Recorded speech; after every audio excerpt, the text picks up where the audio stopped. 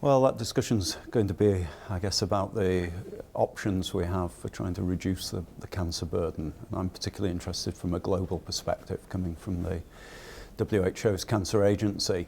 What I'd like to bring to the table really is a balanced discussion, both about the opportunities for improved treatment, which I think we hear a lot about during the day, but also the opportunities for prevention of the disease and the early detection of cancer, which I think can bring quite a lot of benefits if we invest in those areas. Well, I think first of all we always start with tobacco as a priority, and I know people have heard this many times, but that is the number one priority for reducing the burden of cancer.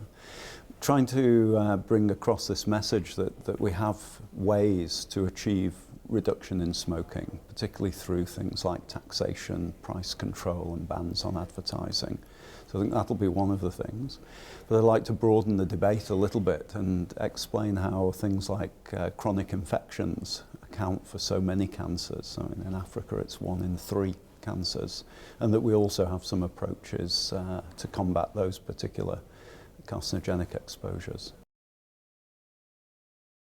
Yes, I mean, a couple of vaccines really. The hepatitis B virus, which has been around a little bit longer, that vaccine, and we're now starting to see liver cancer rates drop in the countries that adopted that vaccine first, particularly in Taiwan, China. And also now, as you mentioned, the human papillomavirus vaccine, which is starting to reach the low-income countries that really need it most. I think at the moment prevention is important because we see this escalating number of cancers in every part of the world, and of course that's mainly driven by ageing populations and in some cases growing populations, just the number of people. And so cancer, along with some of the other chronic diseases, is increasing. And I mean, these are not small increases, these are quite dramatic. You know, many countries are going to face twice as many cancer patients a year in just 2 decades compared to today.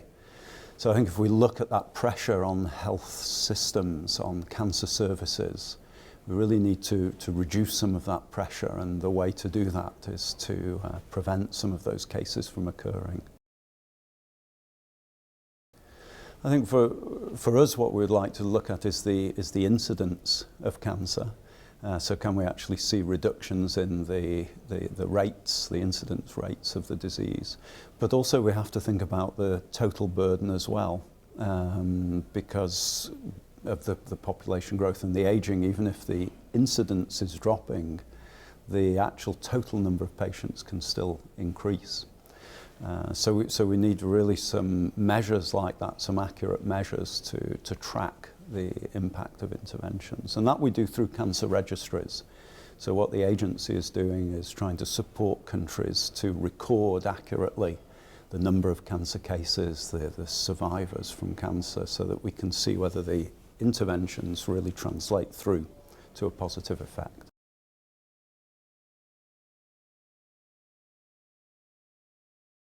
It has been difficult. It has been difficult in the past, and I think it's been quite a lonely route for many years for agency staff along with national colleagues.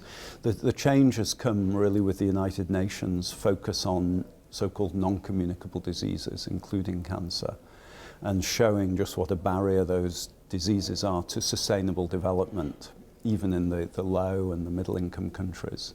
So that's been a top-down message which has infiltrated into governments now, and the governments are actually turning around and saying, well, what's the state of our cancer registry? And that's really transforming our opportunities to then build the technical capacity on the ground. So it's an exciting time from that point of view.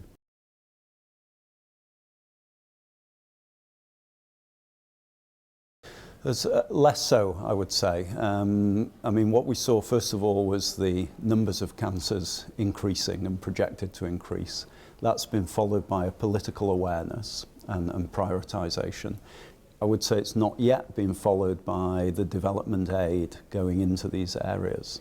And if you look at the amount of aid going into non-communicable disease, combating those diseases, it's tiny.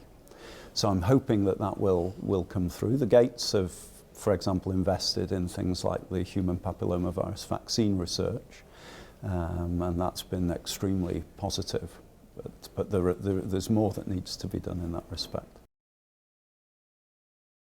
My key message would be this need for a really balanced, integrated approach to cancer control that uses all the tools we have available: primary prevention, early detection and more effective treatment of the disease, as well as, of course, continuing to try to improve the treatments that we have and the palliative care for cancer patients.